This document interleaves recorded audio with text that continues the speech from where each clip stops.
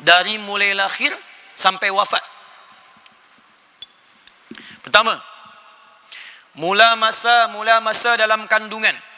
Bagaimana di kandungan tu, dalam kandungan lemah jadi berat, terlahir anaknya menjadi soleh. Apa tuntunan dalam Al-Qurannya? Kita buka Quran surah ke-7 ayat 189.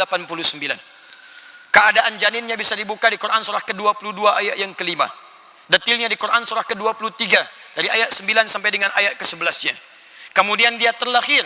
Saat melahirkan, apa tugas pertama seorang ibu yang baru melahirkan dan tugas ayah yang baru mendapatkan anugerah anak? Disebutkan bimbingannya di Quran surah kedua ayat 233.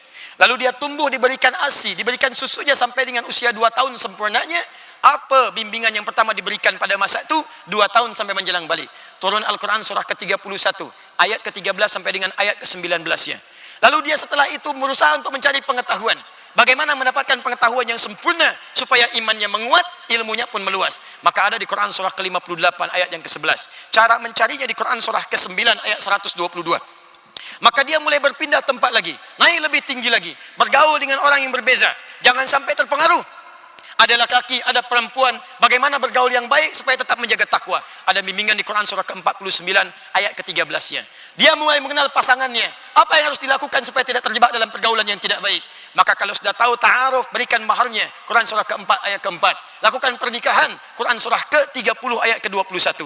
Setelah dia menikah, maka mestilah belajar tentang cara menjalani rumah tangga. Apa hak kewajiban suami? Apa hak kewajiban istri? Jangan sampai berumah tangga tapi tak tahu bagaimana menjalaninya. Maka muncullah kemudian tuntunan dasarnya di Quran surah ke-4 ayat 34. Itu tugas pokoknya. Lalu dirinci oleh Al-Quran. Kamu suami, ini tugasnya. Pertama mencari nafkah. Bagaimana cara mencarinya? Quran surah kedua ayat 168. Itu yang standar. Kalau ingin cepat baru berangkat, rizki sudah menanti. Maka ada di Quran surah kedua ayat 172. Ingin lebih cepat lagi, belum berangkat, rizkinya sudah menunggu. Bahkan ada yang mendatangi dari sisi yang tidak dia duga. Ada amalannya di Quran surah ke-7 ayat 96. Kemudian pun jangan lupa, kadang-kadang saat bekerja tidak kosong dari ujian. Ada yang mencoba ingin bersaing dengan cara yang tidak sehat, menyingkirkan, menyungkurkan dan macam-macam. Maka Anda lakukanlah amalan supaya dijaga oleh Allah Subhanahu wa taala di Quran surah ke-17 ayat ke-79 sampai 81. Jika ada yang sudah mau menjatuhkan Anda dijahili, maka lakukan amalan di Quran surah ke-21 ayat ke-87 sampai dengan 88-nya. Bagaimana tugas seorang istri di rumah? Dia menjaga rumah tangga, jaga izzahnya, jangan sampai runtuh aibnya, datang aib di rumah tangga. Quran surah 4 ayat 34. Jika sudah punya anak, anaknya sulit diarahkan, maka bimbingannya turun di Quran surah ke-17 ayat 23 sampai dengan 27-nya. Kalau penat, capek, lelah, datang sakit, wajar. Namanya manusia pasti ada sakitnya. Nabi Ibrahim pernah sakit. Kalau yang ringan-ringan saja, petunjuknya ada di Quran surah ke-26 ayat 80. Kalau memang secara medis klinis, kata medis ini tak mungkin sembuh, tak ada obatnya nih, tak ada yang mustahil bagi Allah. Diturunkan Quran surah ke-21 ayat 83 sampai 84. Kata Allah, kalau tuan-puan mengerjakan amalan seperti amalan Nabi Ayub nih, maka kami akan sembuhkan seperti Allah sembuhkan Nabi Ayub. Wa dzikra lil abidin. Naik lagi. Tuan sukses bekerja. Bagaimana cara mensyukuri nikmatnya supaya nikmat itu terjaga, bertambah lagi, tambah lagi. Maka formulanya ada di Quran surah ke-14 ayat yang ke-7. Kalaulah ada tahadiat, tantangan, hambatan, maka bersabar. Cara pertama, identifikasi masalahnya supaya bisa kita selesaikan. Maka identifikasinya dari yang kecil, menengah, besar ada di Quran surah kedua ayat 214. Rinciannya ada di Quran surah kedua ayat 155 sampai dengan 157. Solusinya ada di Quran surah ketiga ayat 142. Naik lagi. Usia 40 tahun. Tuan, puan masih hidup, ada anak-anak. Orang tua masih ada. Kata Allah, engkau harus bersyukur kepadaku dengan berbakti kepada kedua orang tuamu. Boleh jadi kesuksesan itu bukan karena kerja kerasmu.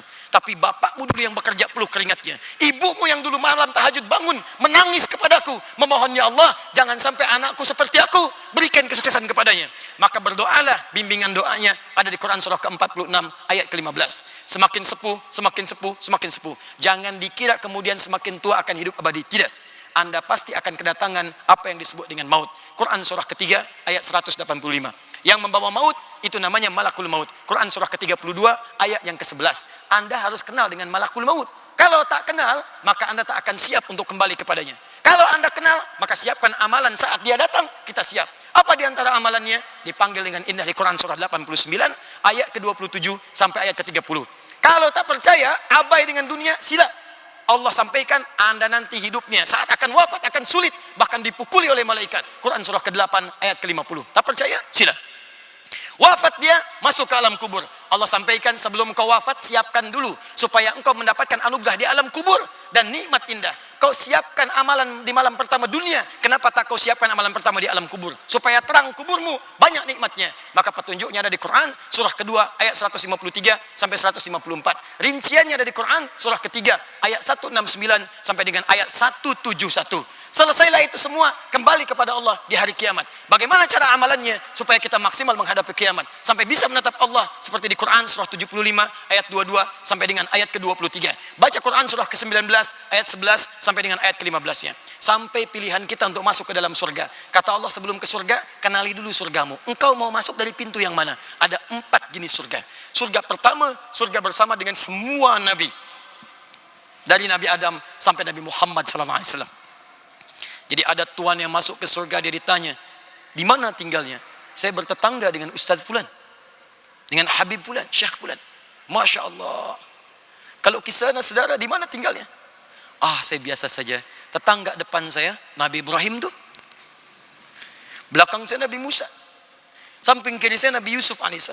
Kanan saya Nabi Muhammad SAW. Ada orang soleh, siddiqin, syuhada.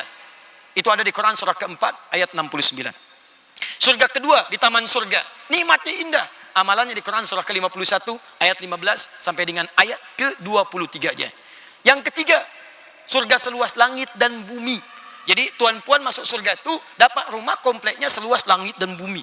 Silakan, mau maraton boleh, mau koprol boleh, sila. Mau lomba lari sila, tak ada ujungnya, seluas langit dan bumi. Yang keempat, itu surga kelas biasa pun kata Nabi, mala ainun ra'at wala udhunun sami'at wala khatara ala qalbi bashar. Jadi bukan kelas ekonomi seperti di muka bumi ini. Indah semuanya.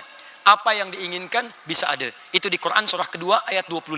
Bahkan kelas yang biasa ini saja, kelas yang biasa, jika tuan puan pernah menginginkan sesuatu di muka bumi, tiba kemudian tak dapat dia masuk surga, ingatlah itu. Saya ingin masuk masjid wilayah di Kuala Lumpur. Begitu saya lewat, saya cium bau durian tuh, si udang merah. Tak sanggup saya beli. Masuk, saya zikir supaya dapat udang merah. Ikut ta'lim Ustaz Ali Hidayat. Keluar dari masjid, wafat. Meninggal, kadar Allah masuk surga dia. Beramal soleh masuk surga. Saat masuk tuh teringat dia, ya Allah, udang merah. Wa utubihi mutasyabiha. Diberikan persis sama dengan apa yang dia pikirkan. Sling, datang. Itu ada di Quran surah kedua ayat 25. Semuanya ada. Apa yang tak ada dalam Al-Quran?